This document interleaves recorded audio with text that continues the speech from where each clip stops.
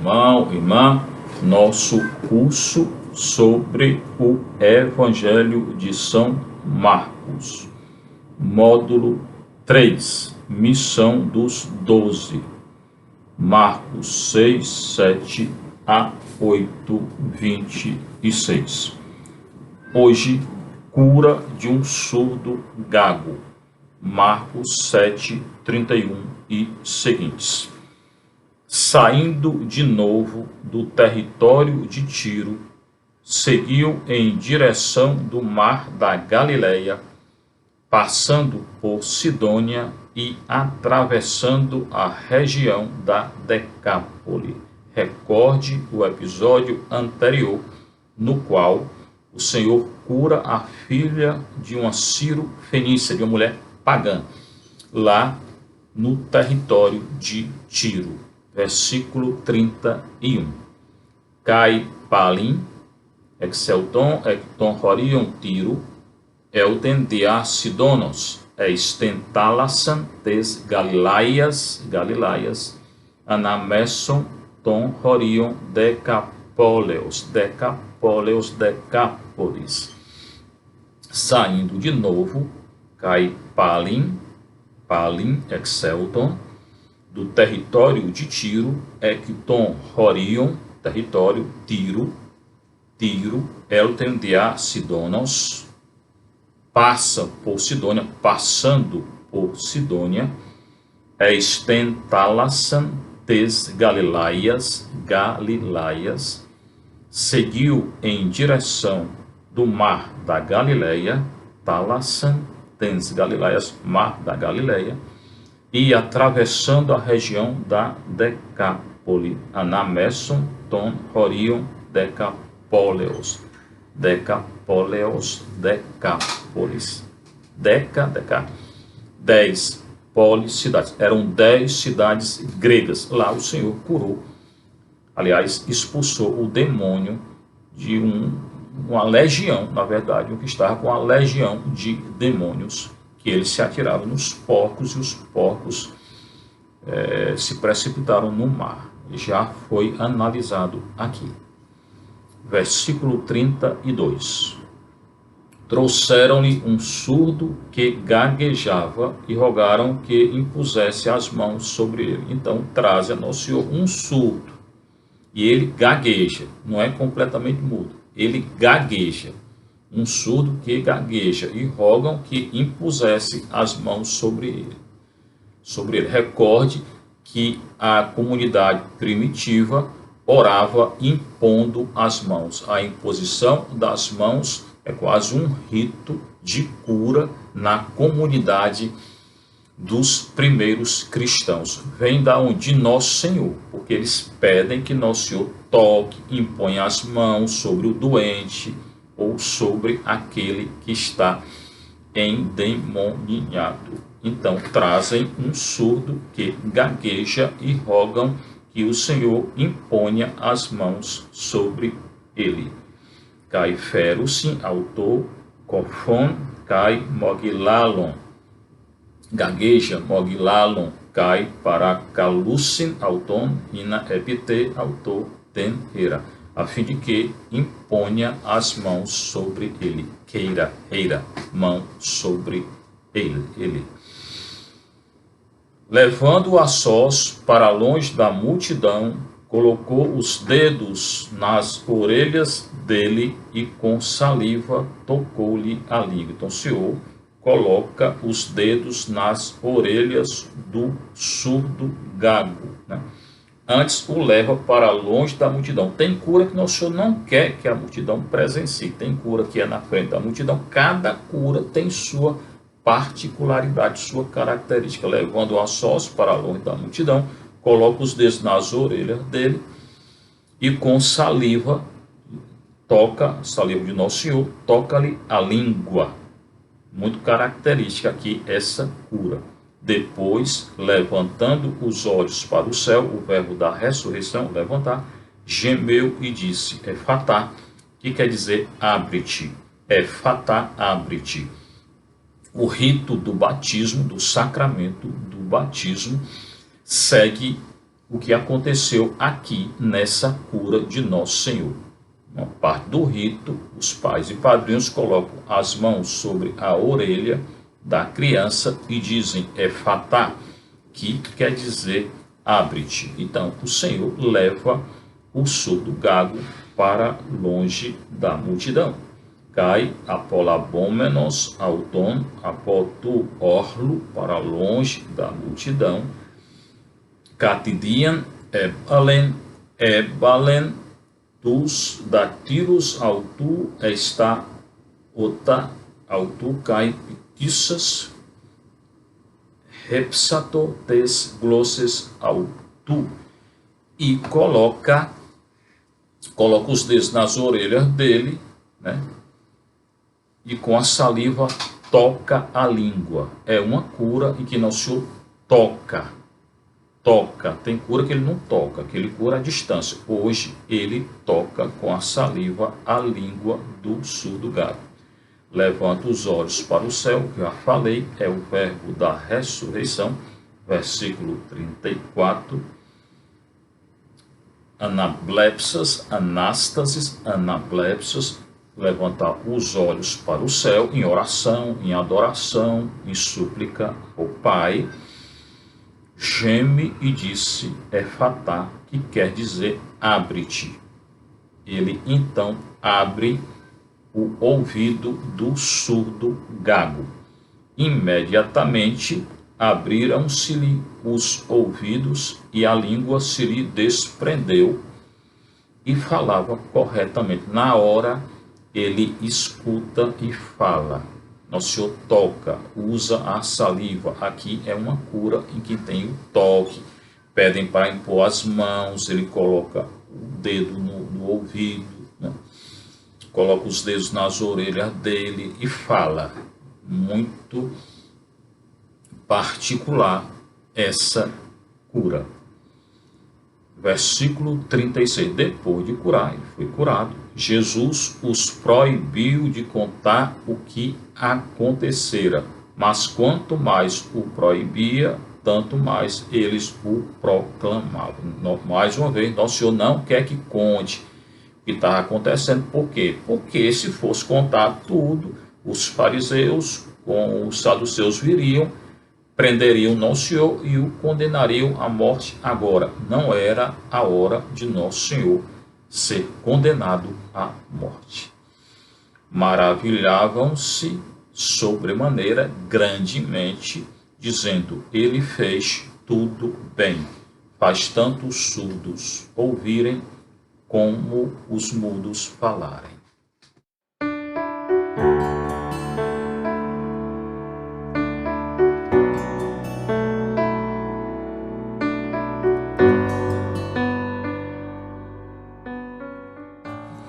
Mais uma manifestação do poder de Nosso Senhor.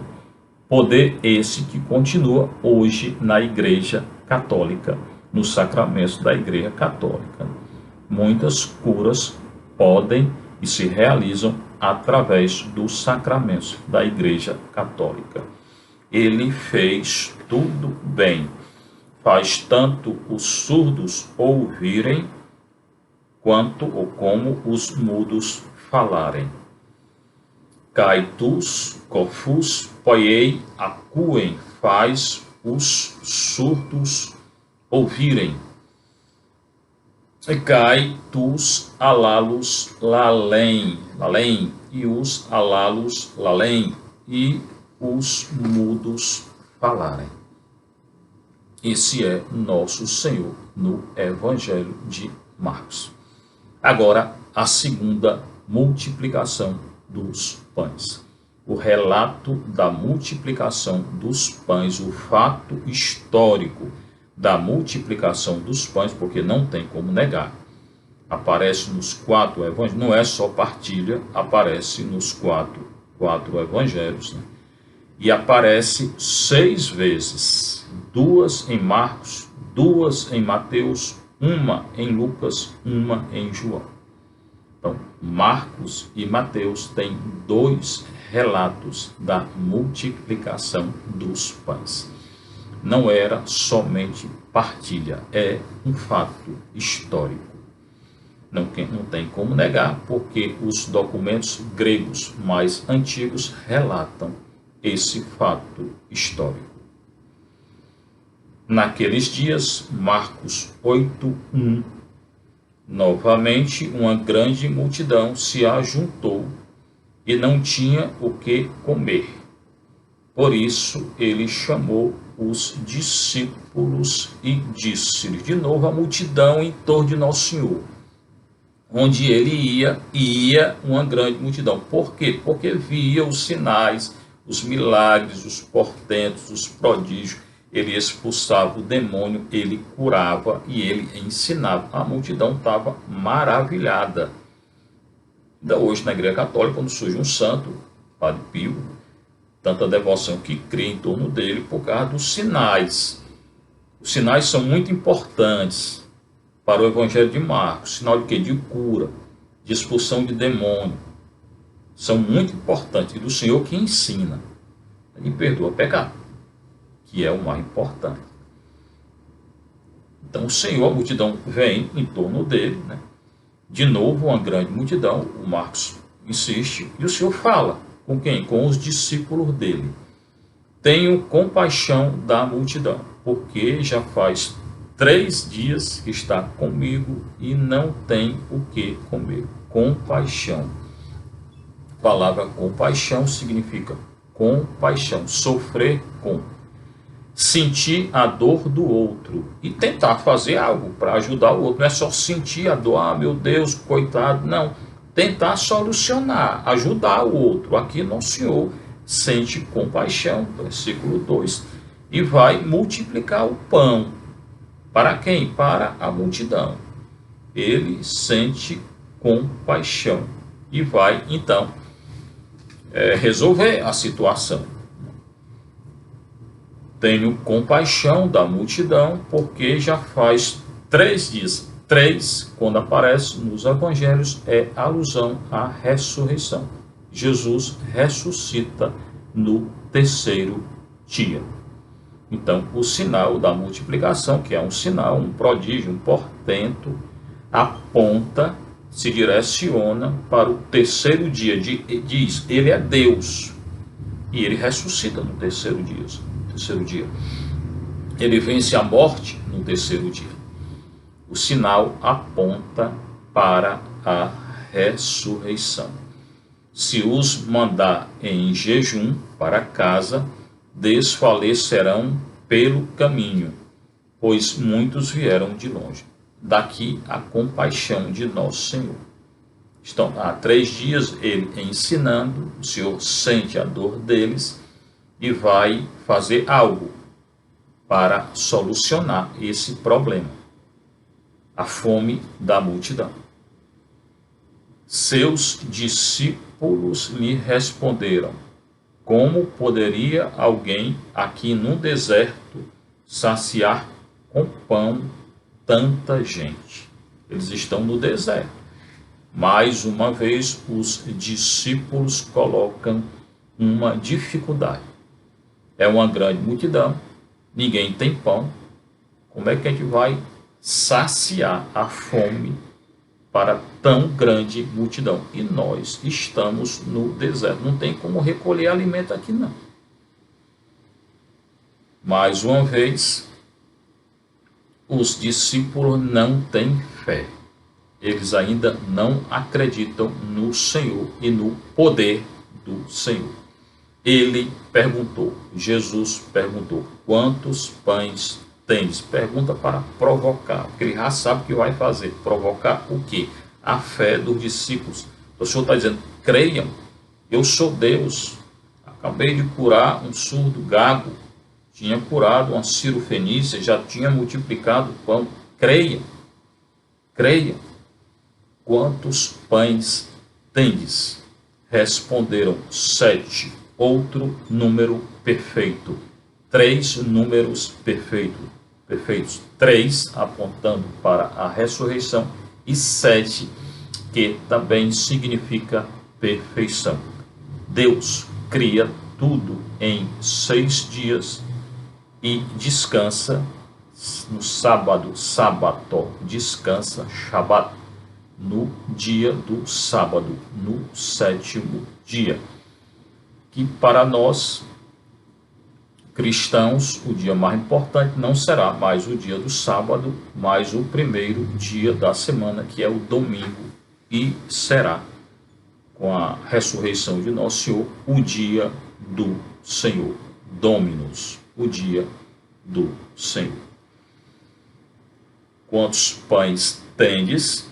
Disseram, responderam 7. Mandou que a multidão sentasse pelo chão e, tomando 7 pães, deu graças, partiu-os e deu-os aos seus discípulos para que eles os distribuíssem.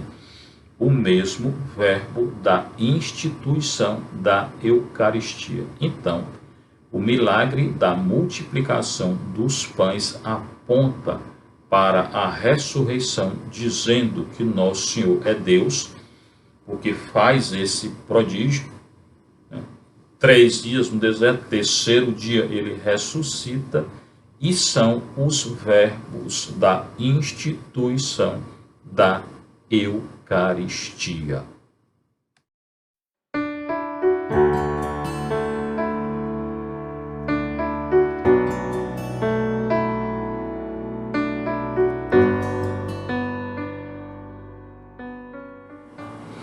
Dar graças, partir e dar aos discípulos. Aqui, dá aos discípulos para que eles distribuam. Aqui você pode ver alguma partilha porque é distribuído para a multidão, mas há o sinal. Não se pode negar o sinal da multiplicação. E eles os distribuíram à multidão. Novamente, versículo 6, mandou que a multidão sentasse pelo chão, toma os 7 pães, dá graças, parte e dá aos seus discípulos para que eles os distribuíssem. E eles obedecem. Eles os distribuíram à multidão. Tinham ainda alguns peixinhos, de novo a questão do pão e do peixe, é o que eles têm. Eram pescadores, eles tinham peixes. Depois de os ter abençoado, mandou que os distribuíssem também. Então, não só o pão, mas o peixe ou os peixes foram distribuídos àquela grande multidão. Os mesmos verbos da instituição da Eucaristia. Esse sinal da multiplicação hoje acontece de maneira muito maior na instituição da Eucaristia, no pão, no corpo de Cristo, na carne de Cristo, no sangue de Cristo. O sacramento da Eucaristia que só a Igreja Católica possui. Eles comeram e ficaram saciados, uma grande multidão, não tinha pão, não tinha peixe, Jesus saciar a fome no deserto, 3 dias, 7 pães, 3, 7, perfeição. Jesus é a perfeição, que aponta para a ressurreição e a instituição da Eucaristia. Eles comeram e ficaram saciados. Dos pedaços que sobraram, recolheram 7 cestos. De novo, 7. Perfeição. Quantos sinais tem aqui? Multiplicação, ressurreição, Eucaristia, perfeição. E eram cerca de 4.000. E então os despediu. Imediatamente, subindo para o barco com seus discípulos, partiu para a região de Dalmanuta. Então, mais um sinal, um portento, um prodígio feito por nosso Senhor. Parte para a região de Dalmanuta, o grego translitera o hebraico e aramaico.